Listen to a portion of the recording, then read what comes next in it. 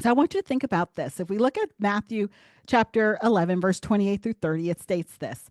This is from the NIV I'm reading. Come to me, all of you who are weary and burdened, and I will give you rest. Take my yoke upon you and learn from me, for I am gentle and humble in heart, and you will find rest for your souls.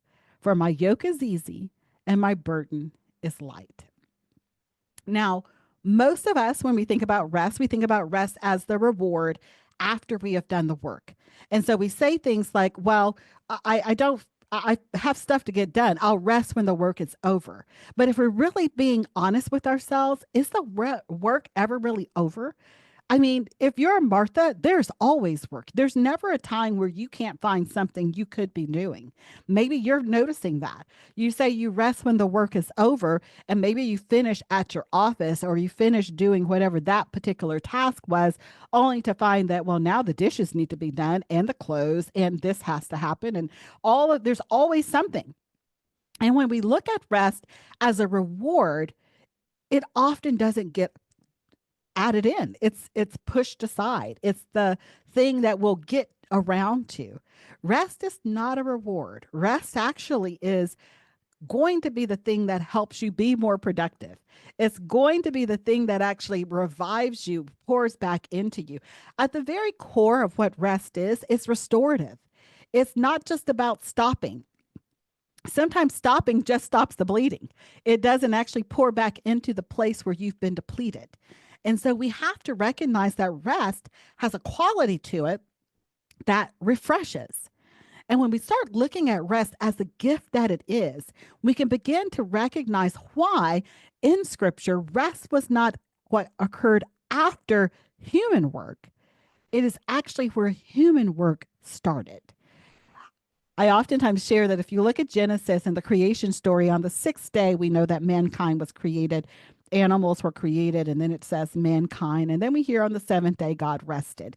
And I've always wondered, what was mankind doing on that 7 days? So I started researching into that. And if you look at it, there's no mention of mankind doing any work on the seventh day. All of the talk about the work and the labor and toil and all of that came after that seventh day. That's next part of the chapter. And so from the very beginning, we see that mankind was created. The seventh day was a day of rest, which then lets us know that man's first full day on the earth was that seventh day. The first full day we had in his presence was simply a day to rest, to be poured back into, to be filled up for the work that we were being sent out to do. Now, most of us have never looked at rest as being productive, but it is. It is part of the productivity toolkit that you get to pour back in to accomplish the things you're trying to accomplish. This is how you avoid burnout. When you're not always giving from your emptiness, but you actually recognize that in these different ways of resting, when we look at rest as being multifaceted, it's not just sleep.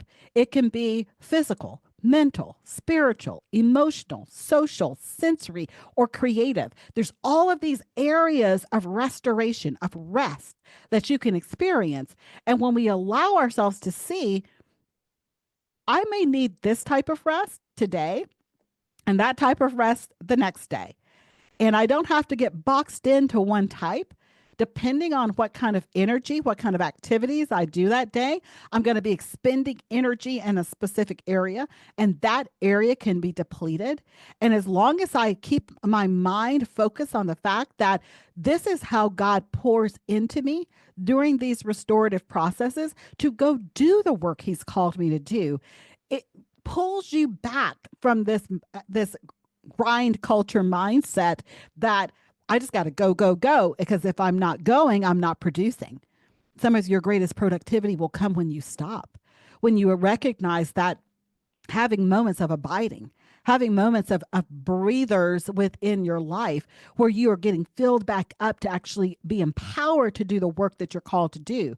So you're not always doing it in your own strength, but you are actually empowered from on high to do a greater work.